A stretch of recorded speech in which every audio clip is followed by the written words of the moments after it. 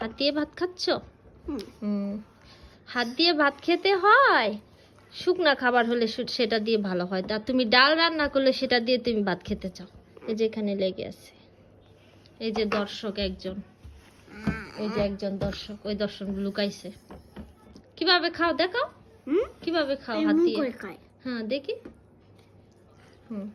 তারপরে সুন্দর হয়েছে তো। পারো তো তুমি খেতে। প্রতিদিন একবার করে খেলে তারপর আস্তে আস্তে শিখে যাবে তুমি হাত দিয়ে খাওয়া। হ্যাঁ, ডাল না হইলে পারবে না? কেমন কথা বলো।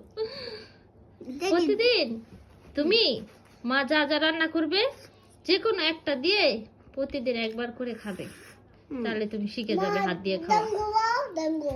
ডাঙ্গো দিয়েও খেতে পারবা তো হাত দিয়ে।